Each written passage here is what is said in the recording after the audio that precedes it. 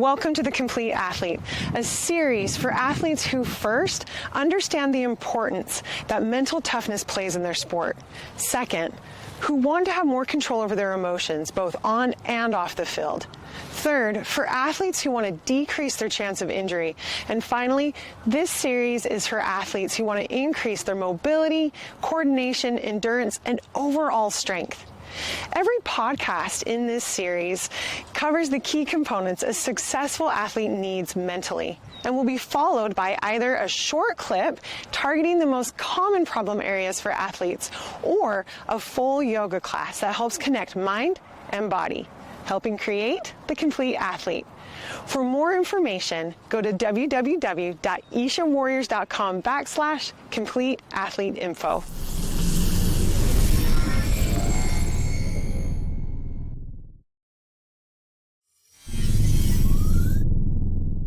This is Monday Mindset with Isha Warriors, episode 38, The Easy and the Hard with Britton Johnson. Aloha! My name is Ali Lothane. I've been empowering and inspiring others through yoga for over 15 years, specializing in yoga for teens. If you are ready to live life to the fullest and love it along the way, let's enjoy the journey together.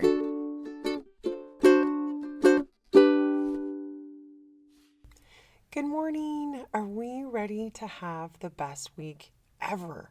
You guys, yes, we can do hard things and we can thrive in this life together. Have you had the opportunity to share Monday Mindset with some of your favorite people? Have you shared Monday Mindset with Isha Warriors with your favorite teen? Let's do it. Let's get more goodness out there. Feeling empowered, inspired, expanding our minds. We can do hard things together, and this is going to be the episode that you want to share with your favorite teen, because today I have Britton Johnson on. He is a former NBA player and a very experienced motivational speaker and one of my favorite people. Britton was selected as a McDonald's All-American, a Parade All-American, and Utah's 1997 Mr. Basketball. He went on to play for the University of Utah under Rick Majerus and was a key factor in their Final Four run. In 2001, he was awarded Mountain West Conference Player of the Year. After an injury-plagued senior season, he was an undrafted rookie, but through hard work earned himself a spot on the Orlando Magic roster. He then did stints with the Indiana Pacers, the New Orleans Hornets, and in the major leagues before taking his career overseas, playing in Spain, France, Turkey, and Greece. Since playing basketball, Britton has had the opportunity to run successful basketball camps for over a decade, been an NBA analyst, and done tournaments to raise money to benefit women's shelters, as well as programs like Especially for Athletes, which teaches high school athletes to think outside of themselves and be more inclusive to everyone, not just their own teams. Britton has been motivating teens for over 20 years. He is inspiring and he is so much fun to talk to. If you want to learn more about Britton and the programs that he offers, you're going to go to brittonjohnson.com. That's BrittonJohnson.com. I haven't seen you in 10 years and you haven't changed a bit. What are you talking about? I'm old. This stuff too, you know. If you look close enough, there's gray in there. Is that why you have the beard, to cover the wrinkles? Like what? Yes. What are you talking about? You don't look like you've aged either. And when was the last time we saw each other? Gosh, it's probably been like 10 years. Probably like. You had to go moving back east and I know. Leave the family. You know, I mean, come on. What are you running from, Ali? Stop. Family. No. to adventure. So you guys, I gave Britton a heads up and I said, hey, I might ask you a would you rather question. And this is how you know that Britton is so in tune with teens and has teens in his home and in his life. Oh boy, I forgot. Because he's like, oh, I can do you one better. Tell him what you told me. Well, this was a what would you rather game. It was played with three young kids. One teenager, a 10-year-old, no, two teenagers, a 17-year-old, a 14-year-old, and a 10-year-old. And as we continue to get as creative as possible, one said, what would you rather? Would you rather get smashed, have your hand smashed by a hammer, Or would you rather have to kill a tarantula with your head? And this is just around the dinner Oh, table, just all in a good family dinner discussion. yes. I'm closing my window because there's a bright light coming in here. So yeah, that's kind of a family favorite in our when we go on road trips. Oh, I kind of made it dark in here. Um, it's it's like, hey, put the phones down. We want no phone time. We want some family time. Let's get some conversation going. Let's stimulate something, fun and intelligent. We go, what Right. would you rather? And we talk about spiders and hammers. Well, I tell you what, we talked about that the other night at the table too. I mean, deep discussions is what we're talking about here, and there was a lot of debate. You would think it would just be pretty straightforward, but and Yeah, I said I would rather go with killing the tarantula, but there was people that were in the same bed as you, thinking, yeah, the same vote. They'd I'm rather get taking the their hands hammer. smashed. I'm taking the hammer. Broken bones and all, Ollie. I couldn't do it. I couldn't. Oh man, and you know what it's like to be injured, and you're still picking that. 13 surgeries. 13 13? surgeries. Yeah. What are Yeah. you doing to yourself over there? Too many sport. Probably played a few too many years. Should have pulled back. Oh my So gosh, I you have been on guys. the doctor. I've been in a doctor's office quite a few times. So, Britt, I've read your bio. Everyone is just so excited to hear you talk. Oh And yeah. and I just really want to give you the floor and like let you take the wheel here and just talk with us about, dealing with change, dealing with the different seasons of our life, dealing with stress and hard things. Yeah. No, I first of all, I only am doing this to all your listeners because of how much I love my cousin Allie. So let's just get that out of the way. That's the only 8 a.m. reason? 8 a.m. on a Sunday morning when we typically in this household don't wake up till about 10. But you That's know true what? love. It's true love. That is The true Eat love. Your Warriors podcast and everything to me did not take long for me to really get excited about and love. I am absolutely in love with one of your episodes. I don't know if it's your latest episode, Someone Before Something, and you kind of go through the basketball life of Chris Bosh, one Yeah. of the players that I respected highly in my short time in the NBA, and absolutely got to meet him a couple of times, and absolutely loved him Wow. and his mindset and mentality because I think he definitely lives that someone before something. Um, I got asked to speak a lot we're back in when I was 18 years old because I was on a University of Utah team. Ali and I both grew up in the Salt Lake area, and I chose to go to University of Utah after kind of being sought out by several schools across the country because it was in our backyard and the team was Right. growing. And but during that time, our team we went to the national championship, and so with that, a lot of us players were being asked to speak. We were being asked to go out and tell us how you got to the Final Four, what made your team successful. And I was like, All of a sudden, you're a I don't know. motivational speaker. You're like, Yeah, wait, I I was like, just graduated from high school. What's going on?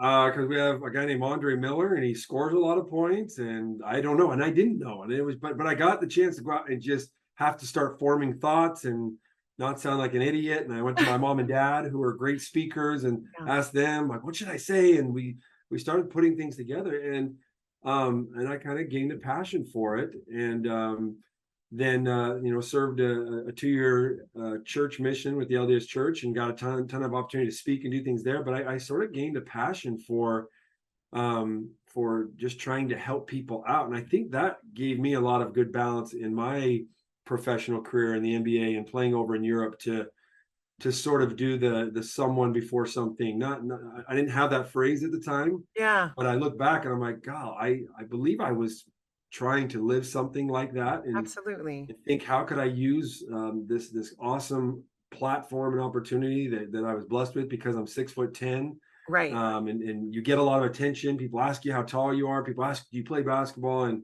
You stand um, out. Like yeah, you're put in that role of being in front, whether yeah, you ask for it or not. Yeah.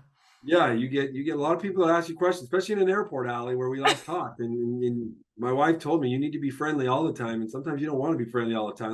Like height is free game. People always ask you how tall you are. People aren't going to ask you how short you are, how large you are, but Yeah.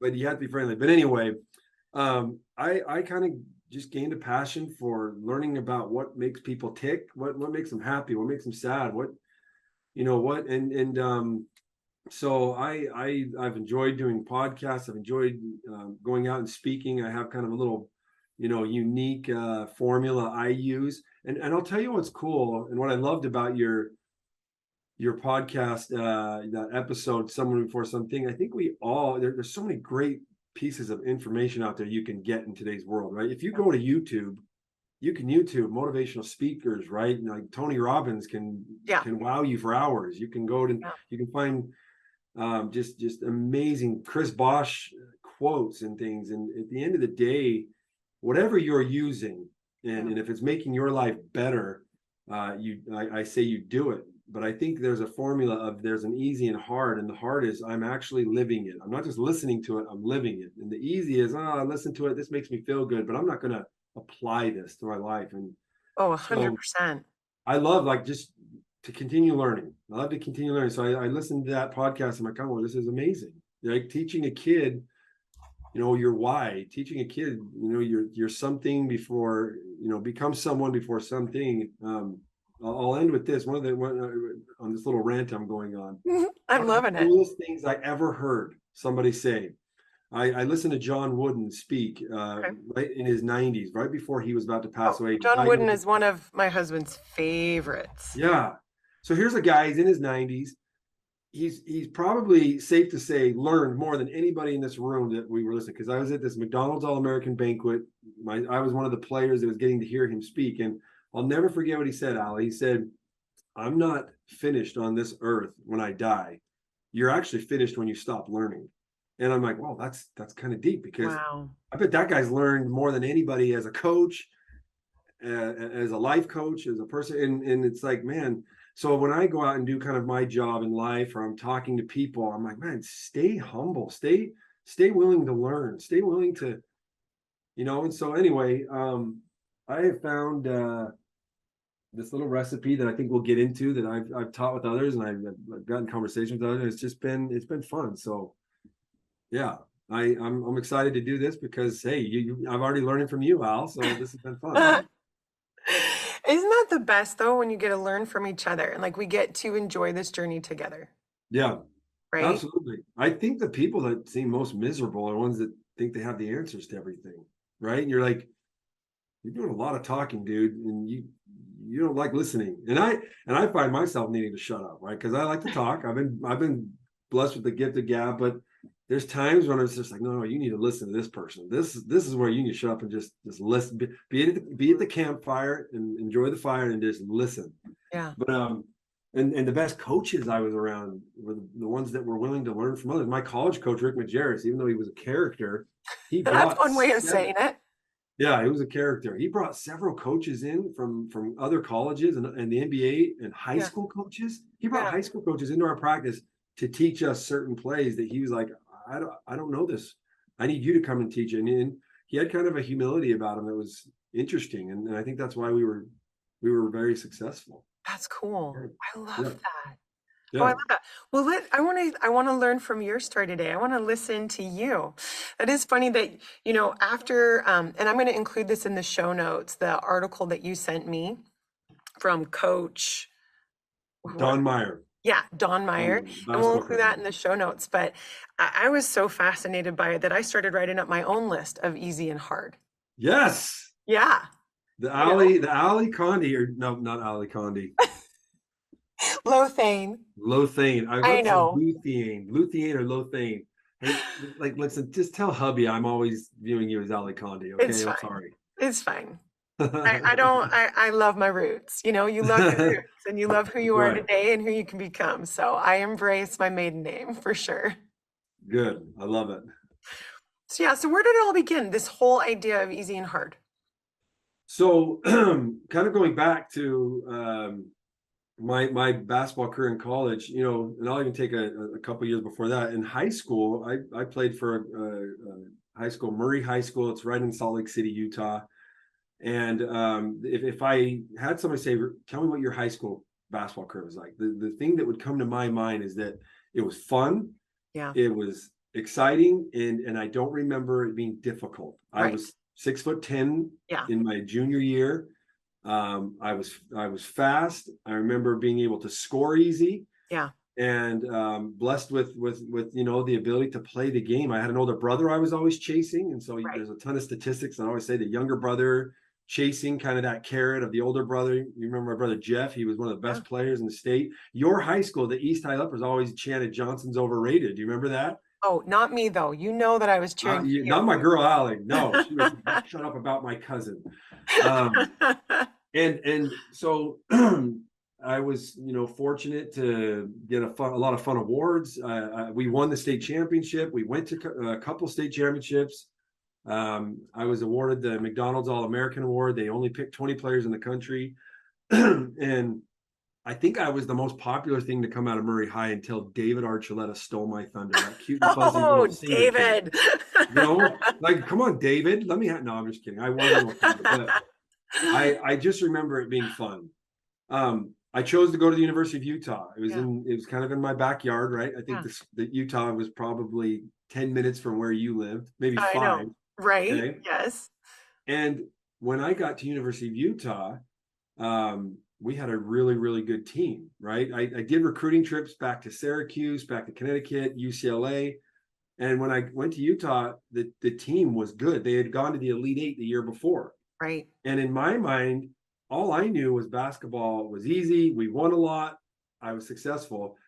And when practice started for my freshman year, I couldn't even get on the practice court. I couldn't get in games. And there's these articles that I have that I'll show people that I remember looking back at it. It was just one article after another. Like, what's wrong? I thought he was this good and this good. Well, the problem is our team was really, really good, and our coach wasn't willing to just let me come and join the success without earning it. Yeah. And how did you deal with that? I mean, like, that's hard. Like, you said when you have a lot of attention, you're also a big target. You're an easy target. People are very quick to want to put you down a peg. You know what I mean? Yeah. And whatever. Like so like that probably didn't help at all either. And I think, and you're absolutely right. I think the thing is I didn't know how to deal with it. And I became kind of a little, I became sour grapes and frustrated. And I was seeing other McDonald's All-American players across the country at other schools getting playing time and scoring points. I'm like, well, why am I not? Well, the truth is we had a good team, and that team had 5 players go to the NBA. And I'll show this picture. That's huge. I don't know if I can share my screen. Well, no, it's okay. I won't share my screen, but I showed this picture where our team that year, I'm not the tallest player, and then I'm not the fastest player. I'm not the best scorer anymore where I was in high school. And so I had a coach named Jeff Judkins, who, awesome guy, and was really like a player's coach. He's the assistant coach. He pulled me aside, and this is like 2 months into our season, and he takes me in his office. He's like, "Hey, what's going on?" And I'm just like, "You know what's going on. I'm frustrated, coach. I want to play. Like you guys brought me here and you're not even letting me get on the practice floor. You're not even getting to do it." He goes, "Okay, well, let's talk about that a little bit." He said, "Tell me what you're doing to make that happen. Like, what do you want? What is it you want out of us?" And I'm like, "I want to play. All my family's in the stands, right? My cousins, my aunts, my uncles, like, and you guys aren't putting me on the court." But the thing is, we were winning games. So it's like, he says, "Okay, well, tell me what you're doing to, like, make yourself better." And I said, "Well, I come to practice." He's like, "Okay, well, what else?" "Well, I don't know. I do what you guys tell me to do. I come to practice." Right. And he pulls out this piece of paper that I think, you're going to share with your listeners. Yeah. And it's called The Easy and the Hard. And he says, "Brendan, I want you to read this." Okay. So we're sitting in his office, and he puts this piece of paper across my desk. And what the easy and the hard is, it's kind of in a story format, but suddenly it just breaks out into like 90 critical facts of human nature. Things like bad is easy, good is hard.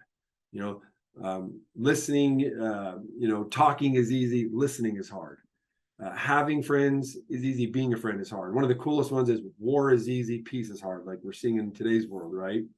My all-time favorite, growing weeds is easy, growing flowers is hard. I think I brought that one up to you when we talked on the phone the other day. And he said, "Okay, what do you recognize in this list?" And I'm like, "Oh, I don't know, like good things are hard." I said something probably stupid. He goes, "When success is hard," something like that. And he said, "Well, do you agree with this list? Do you feel like this is right?" I said, "Yeah, I agree with it." And he said, "Okay, if what you want is to become a good basketball player and play on one of the best teams in the country, he's like, what makes you think that's going to be easy? Like, what makes you think Wow. you're just going to show up and that's going to happen? Yeah. So he said, flip that page over. So I took it and I flipped it over. And this is what I'll do with kids. I'll tell this story and I'll tell kids, like when I go to speak at an assembly or I'm mentoring someone one-on-one, I'll tell them the Yeah. same thing. I'm like going off the same blueprint my coach did Right. to me. Why change it? Yeah. Yes. And I've used this in sports and in life, in church lessons, and in, Yeah.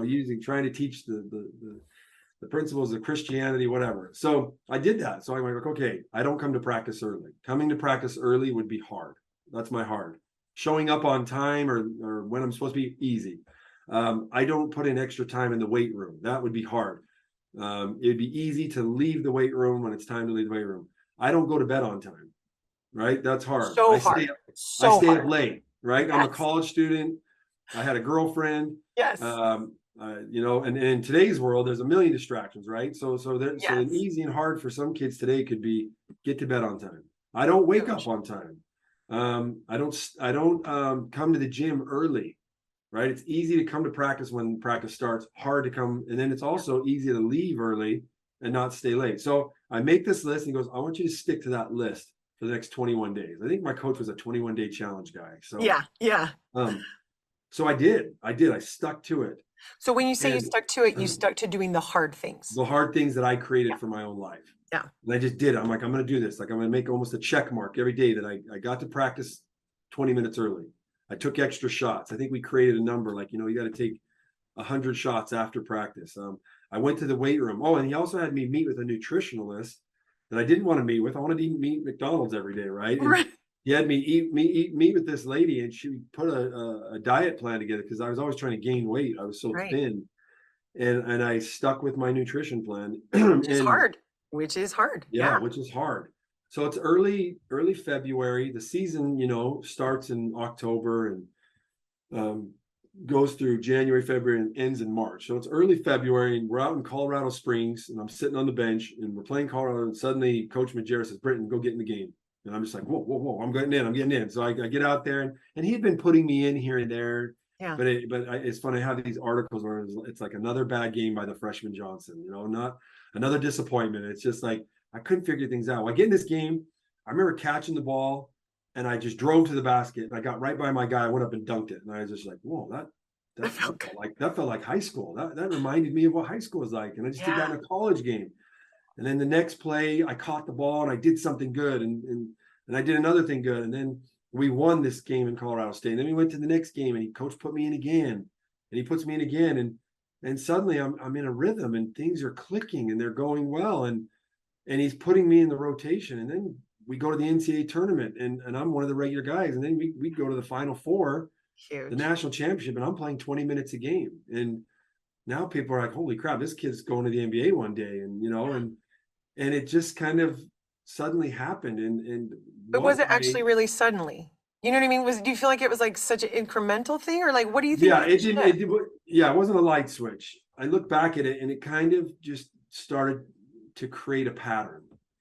And what I recognized and what I've been able to do is sort of do this in other parts of my life, right? Take this easy and hard challenge and figure out where can you apply this to your marriage? Where can you apply this to your job? Where can you apply this to the weight room, and staying physically fit as a 40-year-old guy where it was easy for me as a young guy. Right. And what happens is you start to just like find yourself in a pattern on a road where the secret sauce starts to happen. And I've talked with kids about this who are having, struggles in school with grades or with bullying, with drugs, with things like that. What you start to do is the secret sauce of this easy and hard and creating your own list and applying that list is life actually, like if you're always choosing the hard, if you're always giving into peer pressure, right? If you have an addiction and you're always giving into that addiction, if it's drugs, if it's alcohol, if it's pornography, if it's whatever, you start to realize, if I'm always choosing the easy, life starts to get hard because choosing easy, there's consequences. and life gets bumpy, right? Like if I'm always giving in to alcohol, life gets hard because you're going to probably one day get a DUI. You're going to probably one day make a decision because you're not coherent. Right. And if that's this decision is yelling and screaming at someone or hurting someone, Right. hitting someone, then it's like, what happens after that? You just, so there's this sort of formula, there's sort of the secret sauce of this whole thing is life starts to get hard if you're constantly making easy choices. And isn't that Where, interesting? Because you think you're yeah, choosing the path of least resistance. yeah. But what did I want? I wanted for my coach to play me. And if he would have sat me down in bed, create your easy and hard list. And I would have just been like, you know what? Forget this. I'm not getting to the gym weight room early. I deserve this. I deserve this. I chose to come to you, Utah, because I Right. was a McDonald's All-American. I Right. don't need to lift weights. I don't need to do that. Well, I probably would have never gotten the game. I Yeah. probably would have never had that chance at Colorado State. Yeah. And I would have been more miserable. And I would Yeah. have just and life would have gotten harder. Yeah. But the flip side is when you start choosing the hard and getting into a habit of choosing the hard, I won't say life gets easier. I sometimes said that life gets easier. And it's like, it's not that life gets easier. You kind of play in this lane of protection. That's what happens in life. Life gets more secure. Life gets more it gets safer. Where when I'm choosing the hard, I'm dealing with my challenges better, Right. right?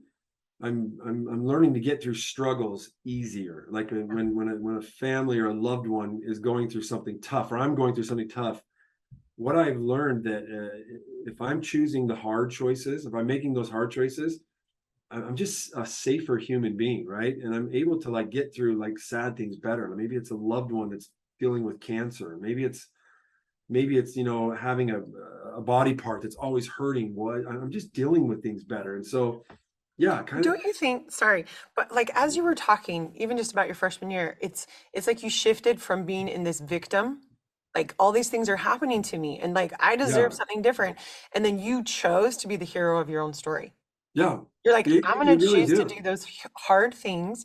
And with that comes feelings of like self pride and Yeah, accomplishment, no matter what the turnout is, right? yeah, Like, no matter what the turnout, absolutely. you're like, The- and just having that freedom and independence, right? Yeah, absolutely. Well, it creates what it does is it creates opportunity for you. I think when you choose the easy, you slam the door of opportunity. When you're choosing the hard, life starts to, I mean, let me give you an example of that.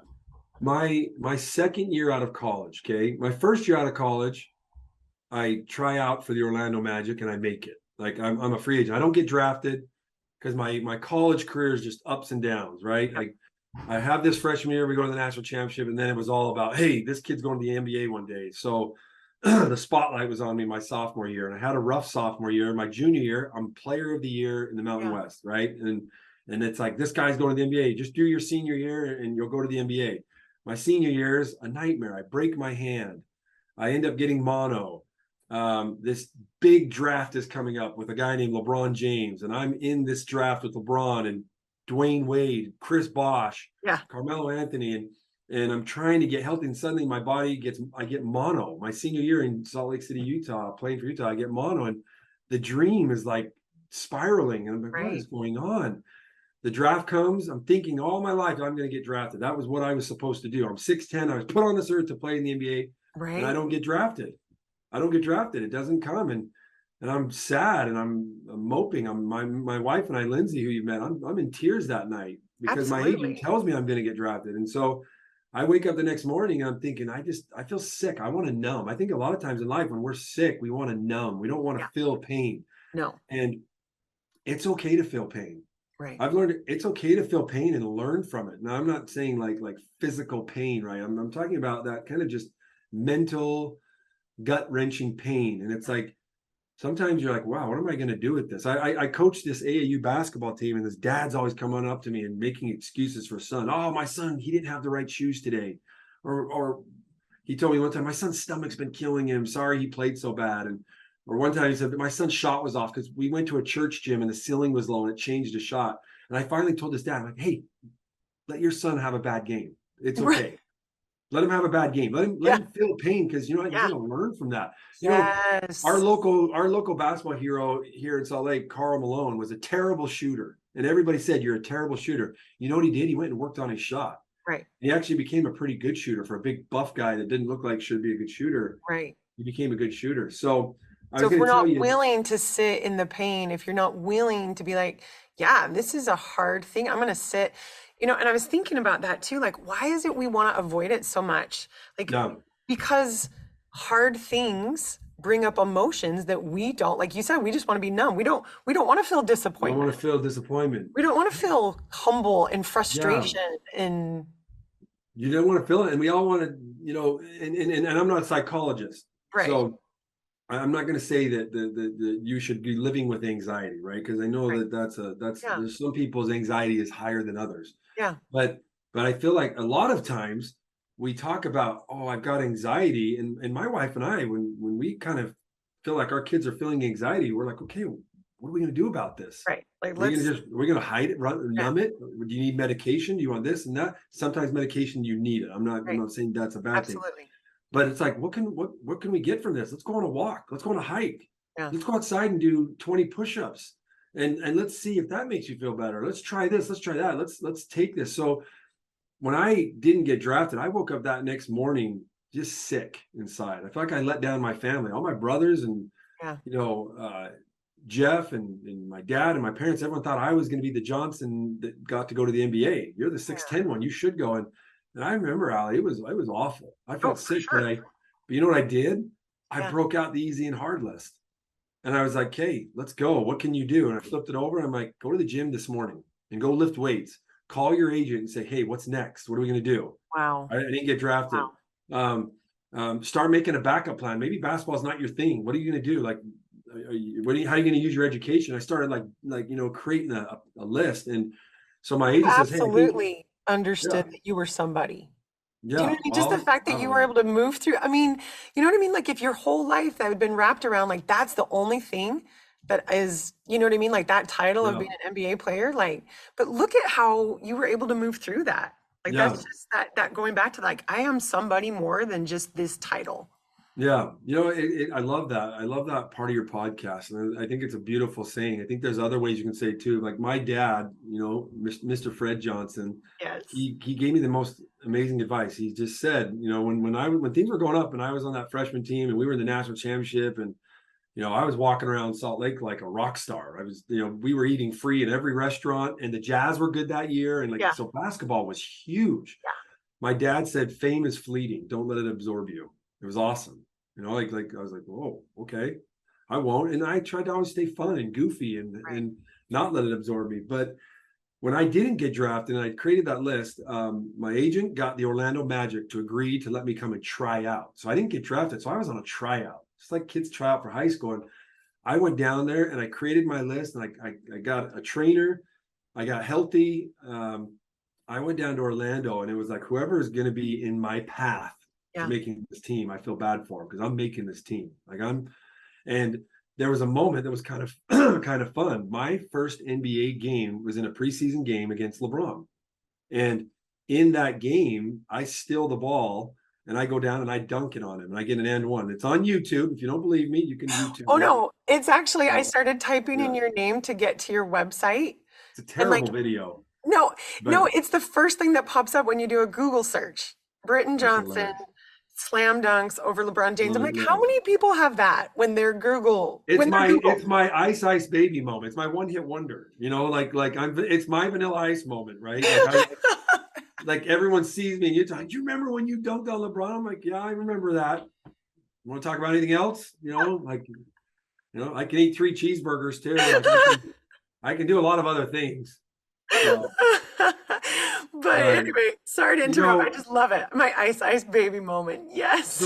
So when that happened, I get the dunk. I have a good game. Yeah. And I get off I go shower up in the locker room. I go get on the bus and Doc Rivers, the head coach, says, Britt, come here, come off the bus. He takes me off the bus. He goes, hey, I just want to tell you, you made the team. We decided tonight, we're putting you on the team. And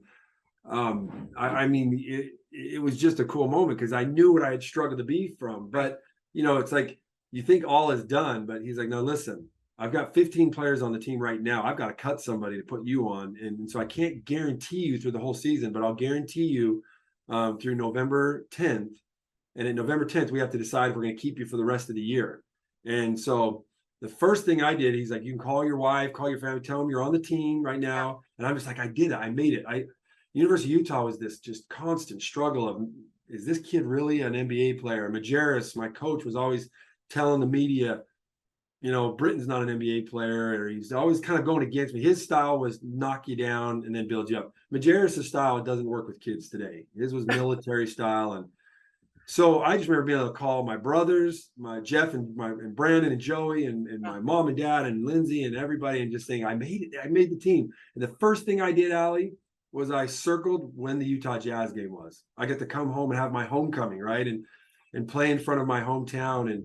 And so the season starts out with the Orlando Magic, and I'm in the starting lineup. I mean, I make it the starting lineup, and we win our first game against the New York Knicks in New York. I'm playing in Madison Square Garden. Wow. Denzel Washington's on the front row. Jeez. I'm this little dorky kid from Murray, Utah, and I'm just like, wow, this is cool. And we win that game. But then after that, and I talk a lot about culture with people. I'll go talk to companies about, what it means to have good culture. Our team didn't have good culture. Our leader of our team was talking bad about the rest of us in the media, and our coach and him couldn't get along. And next thing you know, our team just starts to tank. We go down. We lose the next 14 games. And I'm trying my best to stay positive. I'm trying to do my part, but I'm not guaranteed. So I'm like, God, if this doesn't get turned right, I'm going to be the guy they replace with somebody else. Right. So we go on a road trip. We play the Denver Nuggets. We play the Clippers, and then the Jazz game's coming up. On the plane flight to Salt Lake, we're on the flight to Salt Lake, and I've got 50 tickets. I've got tickets for my whole family. Right. Back then it was the Delta Center. Yeah. I've got tickets for my high school coaches. Yes. And I'm coming to have my homecoming. Yes. And when we land, it's Sunday night, and I'm going on some Sports Beat Sunday show on Channel 5, and so it's like my moment. Right. On the plane flight to play the Jazz in Salt Lake, I get called to the back of the plane, and I sit down with the coaches, and I'm thinking they're going to be like, hey, tomorrow night you're going to start, or tomorrow night we're going to play this, and they cut me. They give me the, they cut me. I want to cry right now. I want to cry right now for that moment that many years ago. Like, oh my gosh. It was tough. I'll tell you what was tough was going to my parents' house that night. They had a big just shindig for me. They didn't know. Right. Nobody knew. So I got to my parents' house, and I walked in the door and thinking it was going to be this big fun celebration. Everybody was there, and I had to just tell everybody I just got cut. Not easy. And I'll remember, my dad. He wasn't an athlete. He wasn't this big sports player, but he had powerful words. And here I'm thinking to myself, okay, I had this moment with my dad. We sat in the living room, and we finally just, we were sitting on the couch, and I'm just saying, Dad, I need something, man. Just give me that motivational speech, because I feel like I just let down the family. I feel like I let down everybody, and I'm waiting for this moment. And my dad just puts his hand on my thigh and goes, get back to work, keep working. I'm like, that's it. But you know what? I'm like, Dad, give me a speech, give me something. Like, tell me something that's going to make this go away, because this is a sick feeling. This reminds me back when I didn't get drafted, and like I just let the whole family down, and I was supposed to be on the news tonight. I was supposed to have my moment. I think all of us in life, we're ready for these moments, right? Whether it's a moment of a great marriage, or whether it's a moment of being able to overcome something, or we all want that moment, and sometimes it just doesn't come the way we think it will. And my dad, what he did is he put me back on the easy hard list. He's like, get back to work. He's like, keep saying your prayers, stay close to God. And he basically said, jump on the hard path. I mean, that night, I just didn't want to feel. I wanted to be either drunk, high, whatever. And I didn't want to feel, but my dad was like, no, let's stay in this moment, So it was great. Allie, did I lose you?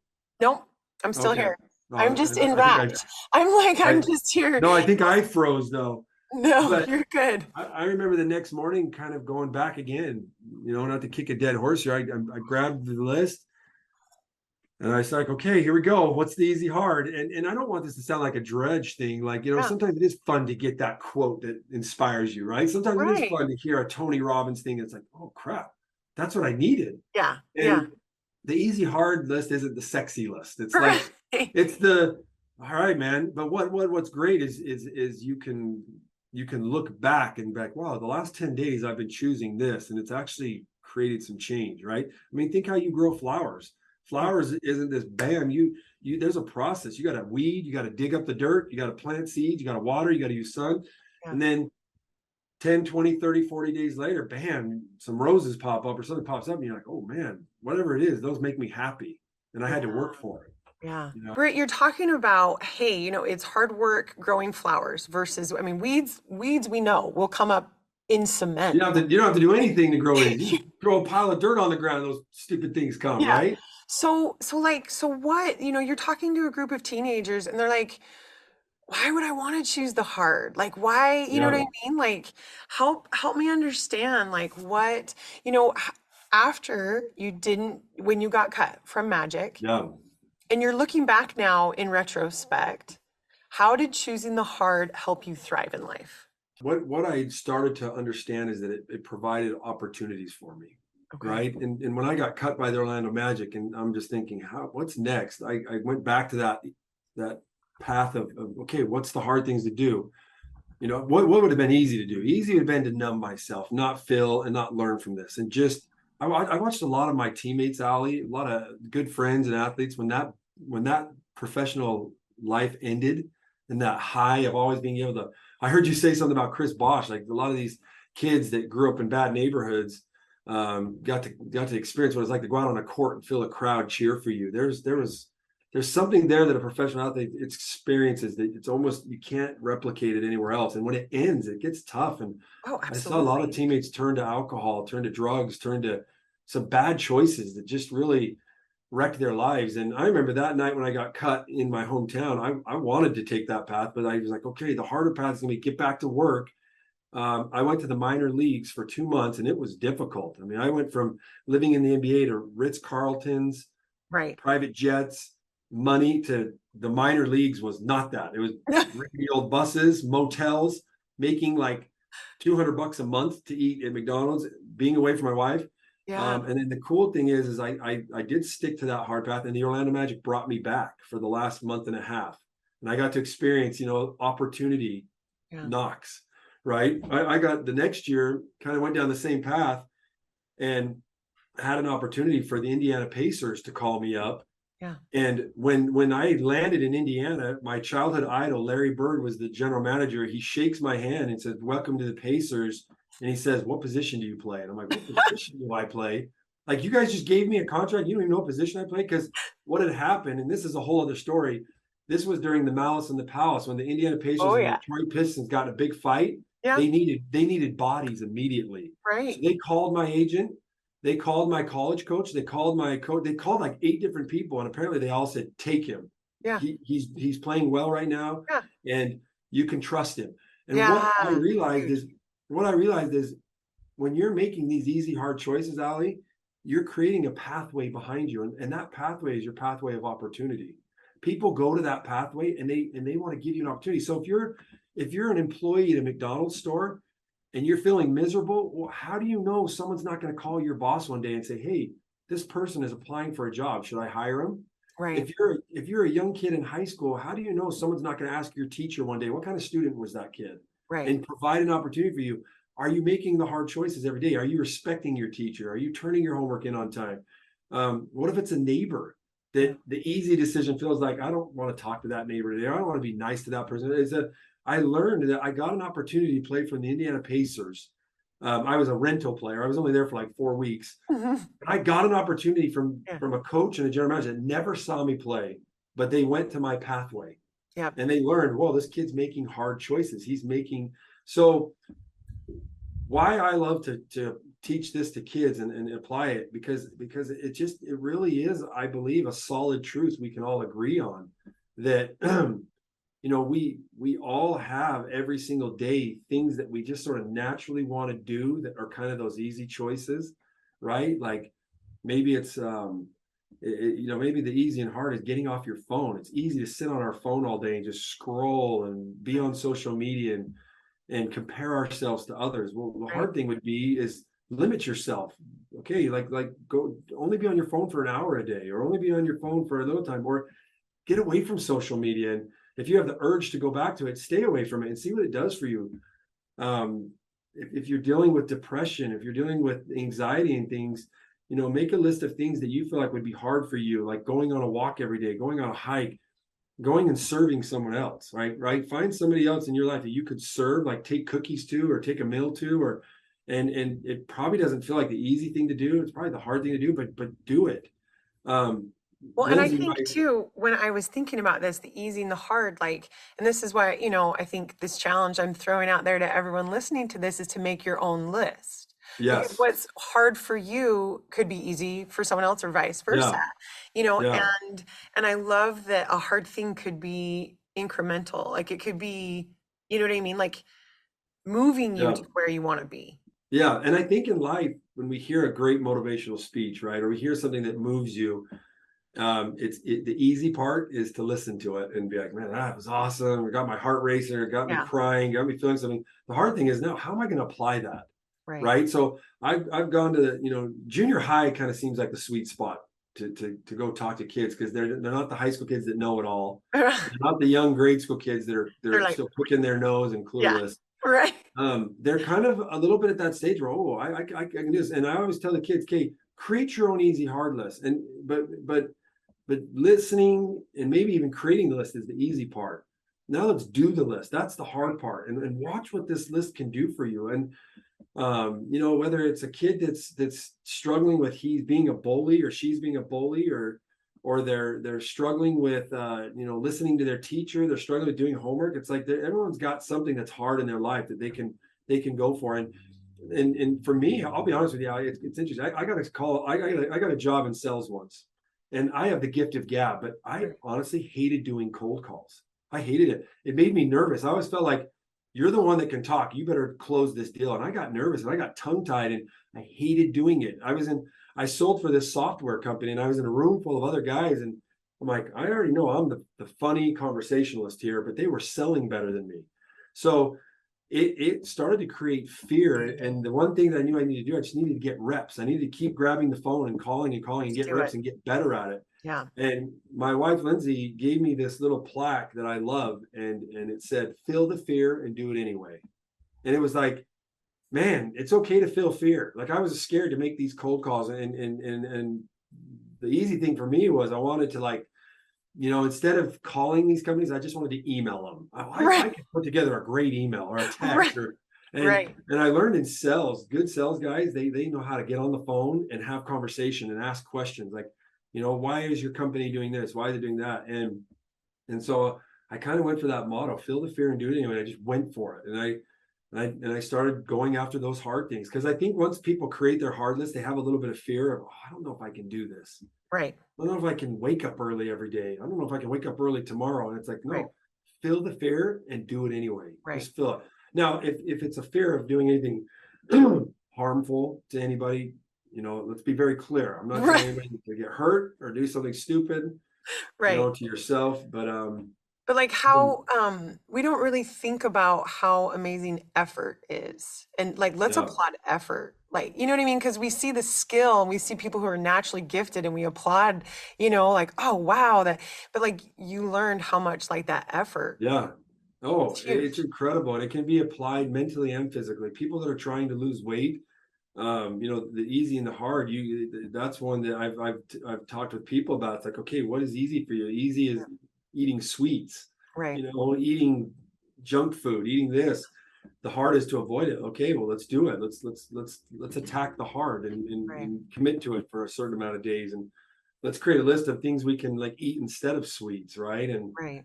um, same with people trying to build muscle and build, a healthier lifestyle. And so, um, again, the secret sauce behind easy and hard is watching the flip. If I keep choosing the easy and I keep eating donuts and I keep eating junk food, well, life just kind of gets harder. I get Right. heavier. Yep. It's harder for me to You feel breathe. sick. It's hard. Yep. It's harder for me to be mentally there all the time, because I feel like crap. I don't like the way I look when I look in the mirror. But then it's like when you're choosing the hard, it gets Certain things get easier to easier. like, Yeah. yeah, it gets easier to like make choices about what you're going to eat and what, so there's definitely a flip in this that happens, and it's Yeah. pretty cool. And you kind of start to get in a rhythm, right? I love But that. And I love how you were talking about this path. And it's like you almost leave a wake behind you, yeah, ooh, like yeah, a wake behind you of like how many times we go water skiing over the years with the yeah, Barlows, right? You see that wake yeah, behind you. And it's like people can see that pattern, and I love yeah, how you said that people could trust, they could depend on you, and yeah, these they can go to that. opportunities created. And so many Absolutely. times we just get so focused on this is the one path when there could be so many different opportunities and paths. Yeah. And I learned in a sad way. I had a buddy of mine call me up. I was working for the Utah Jazz. I was at the arena doing a radio show, Yeah. and he called me up and he's like, "Hey, can I come meet with you?" And this is a high school buddy I hadn't seen in 15 years. And I said, "Yeah, sure, come meet with me." Like what's going on? And I looked him up on social media, and and I'd seen some pretty rough posts of him reaching out. He was going through stuff. I didn't know what he was going through, but he was going through stuff. He talked about suicide, and he talked Yeah. about he had just gotten a divorce, and I was like, "Whoa, this guy's going through something." So I hope I've got anything to help him with. Right. But I'll be honest with you, I brought a copy of the Easy and Hard. I'm like, Right. I don't think this is going to hurt. Whatever he's going through, this Right. ain't going to hurt. So we Right. sit down, and this guy I went to high school with was a phenomenal football player. In fact, he walked on up at the University of Utah, had a pretty good football career, and then I can just tell life was tough wherever he was at. Life was tough. In fact, I was looking at him, and he had kind of pop marks all over him and weird looking marks, and his teeth were grinded down to nothing, and it looked like some serious drug abuse was happening, and he was shaking, and in fact he would meant to meet with me and missed a meeting, and this was like meeting number 2, and he brought a friend of his who had told me he missed the first meeting because he was passed out on the floor of their apartment. And Oh my so gosh. this friend of mine, long story short, says, "Britton," he sits down with me. We're in the Jazz arena. We went off somewhere by ourselves, and we were talking, and he goes, "Hey, I need you to help me, man. I need you to help me get a job." And I'm like, "Okay, what do you need?" He goes, "Well, I want to speak to people and tell them my life story." And I go, "What do you want to speak about?" He goes, "That I'm alive, and I'm still here. And there's been several times where I've wanted to kill myself and do this." And he goes, "And I just need you to get me in front of people." And so this guy was asking me to give him some opportunity. And Right. I'm just sitting there, Ali, thinking, I can't introduce you to someone right now. You're a mess. Right. And I asked him, "What happened? What's going on? Tell me your Yeah. story." Yeah. And he talked to me about how he started partying up at school, and when football ended, the partying and the drugs weren't enough, and he kind of led into simple things like marijuana, not simple, but Right. marijuana and Right. alcohol wasn't enough, and so he started to do cocaine, and Yeah. he went from cocaine, and now he's addicted to meth. Yeah. And I was like, whoa, these choices I'm looking at were easy, easy, easy. And I say easy, and maybe it was like a tough time at the time, but instead of fighting through some of these things he was going through, he was just going to quick drugs and quick Yeah. routes to numb himself. And here we're at the time of, I need an opportunity for something. And I'm like, what opportunity am I going to give you? I can't help you. I said, listen, to my buddy, I said, here's what I think you need to do. I think you need to go to rehab. And before you want to help a group of people, you go help yourself. Right. And then move on to helping one other person. Go help somebody else, like, right, help a Right. neighbor, help a friend, help someone in your group.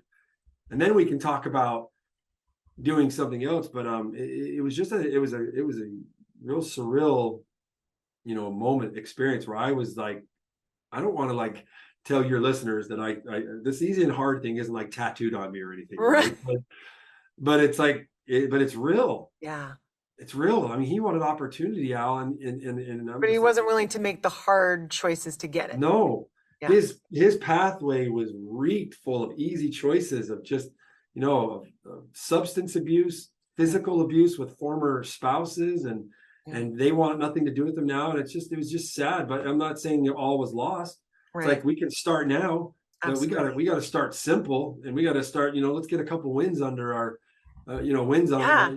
under us, and, Absolutely. and and let's win with you deciding and recognizing maybe that you got a problem, right? Yeah. Because how hard is it for people to admit when they have a problem, right? Like, Absolutely. Like sometimes I get grumpy, and my wife and kids tell me I'm grumpy. I'm like, no, I'm not. That's Yeah. not a problem. Right.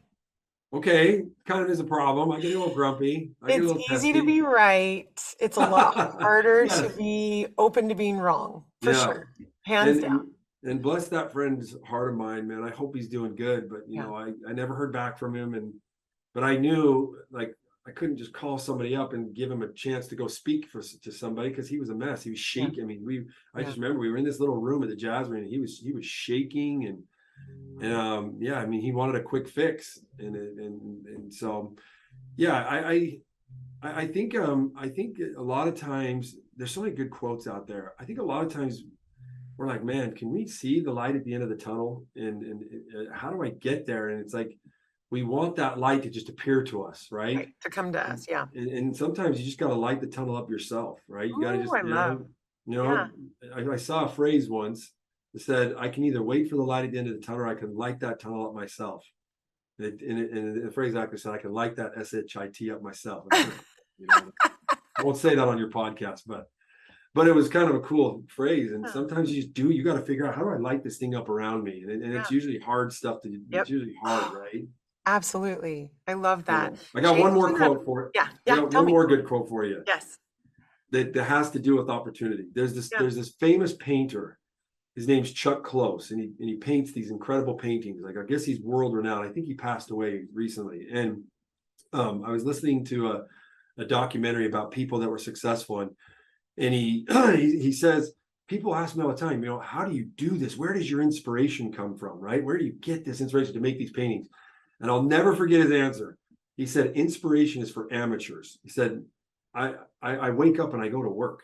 It's like sometimes I'll paint for hours and I crumple it up and I throw it away and then I get back and I do another painting. Wow. He said, inspiration is for amateurs. If you're going to sit around and wait for inspiration to hit you in the head like a bolt of lightning, you'll never get anything done. Wow. He's like, go to work. And it isn't that interesting because I think we think of inspiring people, the Mother Teresa's, the Leonardo da Vinci's, the people that painted, we probably think they were so blessed with inspiration. So inspired, yeah. They're so inspired. Sometimes it's like, no, they chose to go to work, and work their butts off. Now, some of us are blessed with gifts, right? Like I was blessed to be tall and athletic, but what I learned from that is opportunity is also like inspiration. If you're just sitting around waiting for opportunity to just come to you, why hasn't it happened to me? It's probably not going to, but if you're willing to wake up and work, you're going to create opportunity. And so this guy, Chuck Close, he probably created some inspiration on his own.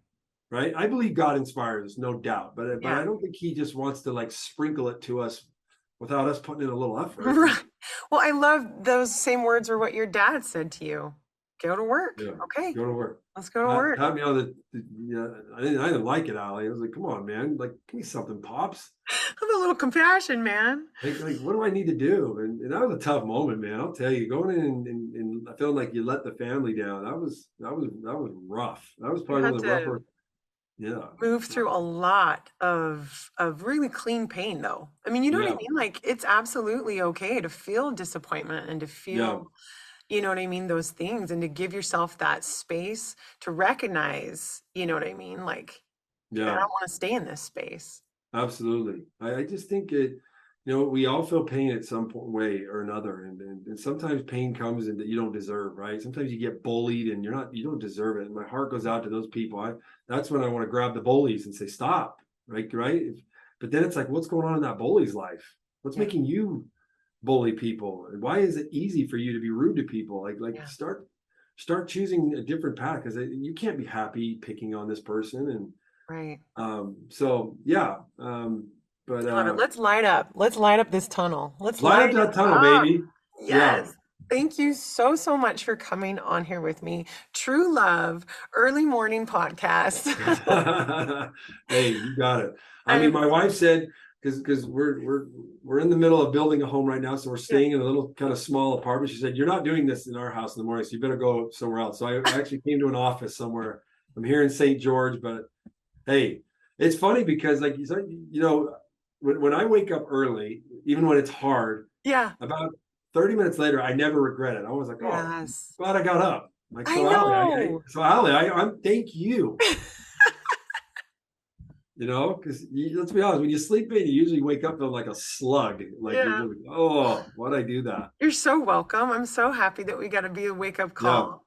All Ollie, right. what you're doing is so cool, though. I mean, let's talk about somebody that's choosing, to do the hard, and it's like you're trying to affect other people and create change and bring happiness and joy into people's lives. So I love you for that, and I think it's amazing that you're doing this. And you know what? It is true. Like you think, like I thought, starting a business and doing these things, like you want the big moments and the things, and you don't realize how much hard work Oof, and yeah, showing up and showing yeah. up People again, that people are again. trying to start a business or move Yeah. on in where they're at. Yeah. I mean, I talked to a bunch of McDonald's employees. I got asked to go speak at this conference, and I said, listen, every single day you have a choice, right? If you're gonna just choose the easy and just get through your job, and whether it's wiping counters, flipping burgers, doing the fries, I said, create a list. Like, what's hard for you today? Is it being kind to all Right. the people that come in the restaurant? Is it being kind to your employees? Right. Is it is it doing the extra? Well, guess what? Do those things, and it's going to get recognized, and opportunities on its way. Absolutely. So, anyway, Absolutely. Oh, we could talk forever. I love you so much. You have a love you too. fantastic day. Hey, you too. This was fun, Allie. Athletes learn quickly that improving their game takes effort, determination, and consistency. And elite athletes know it all starts with your mental mindset. I've created a 6-week program called Yoga for Athletes that includes motivational podcasts, visualizations, sleep helps, and journal prompts, as well as yoga routines designed to decrease injury, increase flexibility, and build overall muscle strength. So when you go out to play, you are ready mentally, emotionally, and physically. Go to ishawarriors.com to learn more about Yoga for Athletes and enter the code ATHLETE in all caps to get $20 off this amazing one-of-a-kind program.